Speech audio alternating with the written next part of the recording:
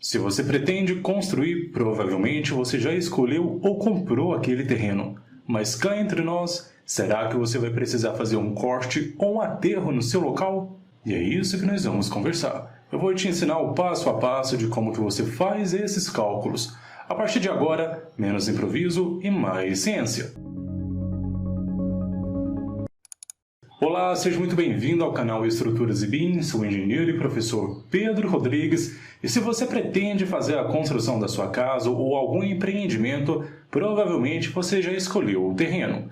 E um dos principais aspectos que você tem que fazer a análise agora é se você vai precisar fazer o corte ou o aterro. Mas se você não sabe o que é isso, vamos fazer um relembrar a viver. Quando nós lidamos com corte ou aterro naquele local, nós estamos tratando sobre a terraplenagem. Basicamente, pessoal, é efetuado o levantamento planaltimétrico, onde a gente vai saber se tem condições de fazer a elaboração e iniciar a execução da sua obra. Só que para isso nós temos que fazer o acerto da topografia daquele terreno. Isso vai variar de acordo com o projeto de implementação e o projeto executivo. E nós podemos executar conforme o levantamento altimétrico, cortes, aterros ou até mesmo ambos. No caso de cortes, deverá ser adotado um volume médio correspondente à área da seção multiplicada pela altura média. Assim, a gente vai ter que acrescentar um percentual com base no empolamento. Vou te explicar isso de uma maneira muito mais fácil.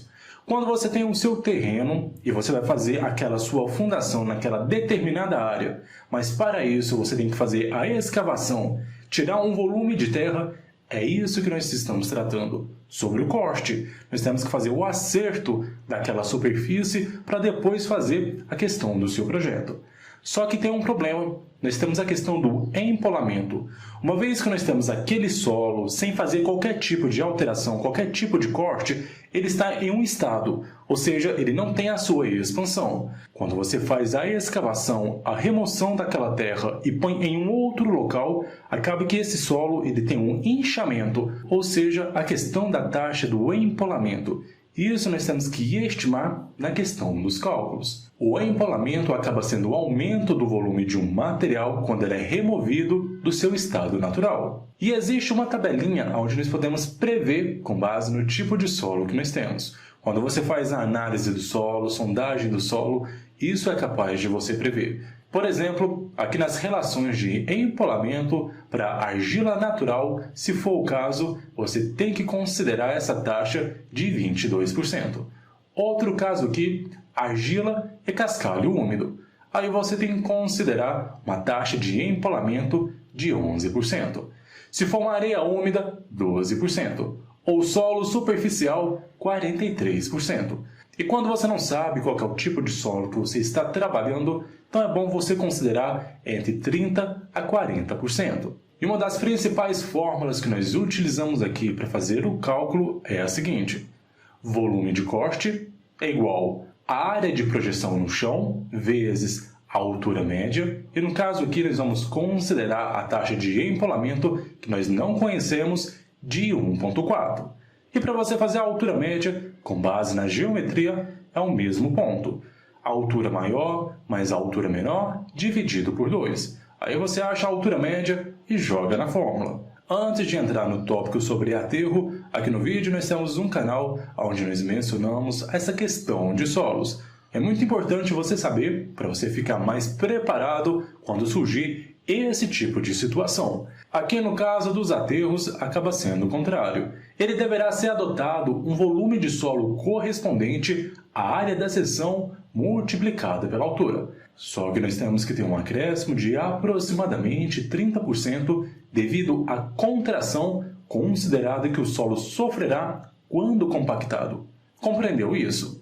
Uma vez que nós temos aquele solo solto e nós precisamos levar para um local para fechar algum tipo de buraco ou algum tipo de vala, dependendo do tipo de solo solto, aquele material antes de você colocar no aterro, ele tem um determinado volume. Mas quando você compacta, a gente elimina os vazios. Ou seja, é como se você pegasse aquele solo e espremesse ele dentro de um local. Acaba que aquele solo ele tem uma diminuição do seu volume, já que você eliminou todos os vazios incorporado nesse material. Por isso nós temos esse volume menor. E uma dica que eu vou te dar: para os aterros, as superfícies deverão ser previamente limpas, sem vegetação e nem entulhos.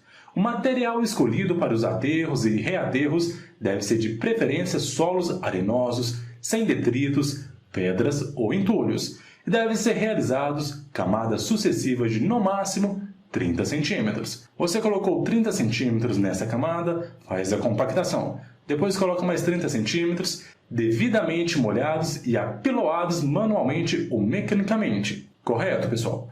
E a fórmula que nós temos aqui para calcular é bem semelhante à fórmula do corte. Volume de aterro é igual à área da base de projeção vezes a altura média, e aqui nós vamos considerar a taxa de contração de 30%. Ou seja, além de 100%, nós temos que colocar aquela margem de 30%. Por isso, 1,3. Pegando esses conceitos, vamos colocar em um exemplo aqui. Nós temos essa área de corte, aonde a sua área de projeção no chão é de 100 metros quadrados. A nossa altura menor, 1 metro, a nossa altura maior, 3 metros, e nós não conhecemos qual que é esse tipo de solo. Então nós vamos adotar aquela fórmula de corte. Nós vamos fazer a substituição dos valores aqui. A área de projeção, 100 metros quadrados, multiplicado pela altura média. Aqui a altura média, como explicado para você, nós temos que fazer o somatório da altura menor mais a altura maior. Então vai ser 3 metros mais 1 metro dividido por 2.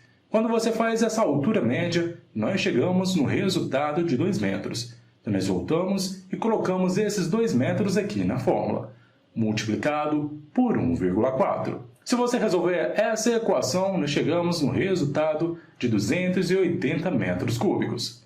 Bem simples, né? Se você está gostando do vídeo, já deixe o seu like, assim eu vou compreender que você gosta desse tipo de conteúdo. Agora nós vamos para o exemplo do aterro.